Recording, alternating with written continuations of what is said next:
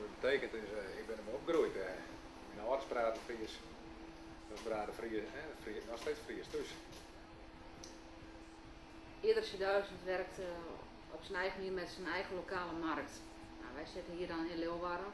We hebben ook een hele grote achterban in Warga, Weerdum, Zwichum. Dus we doen in deze winkel ook veel Friese activiteiten. In het begin dat deze winkel bestond, dat is inmiddels ook 5 jaar geleden, zijn we met een Friese week begonnen. Nou, die sloeg wel heel erg aan voor deze winkel, boven alle verwachtingen. Dus ja, eigenlijk ieder jaar hebben we altijd wel een Fries thema in de winkel, waarin we dus allemaal Fries gerelateerde producten in de aanbieding doen. Met demonstraties, leuke activiteiten, wat ook Friesland gerelateerd is. Ik pak echt wel de producten wat echt bekend is binnen Friesland, pak je vaker tussenuit.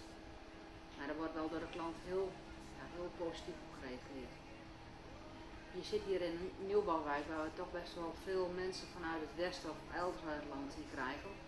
Ik zeg altijd, je moet wel je medewerkers selecteren aan de hand van in welk marktgebied zitten wij. Dus het is bij ons geen pre, maar ik vind het al op zich wel belangrijk. Maar het is niet dat wij daar echt de keuze laten vallen van iemand die Fries verstaat, die komt hier ook niet aan het werk. Als ze vragen stellen in Fries, dan beantwoorden ze in Fries of waarom. Maar het grootste gedeelte is eigenlijk dat ze hier Hollands praten. En dan praten wij dan niet Hollands, dus schakelen die om. Down the doors to let me in, shattered windows and the sound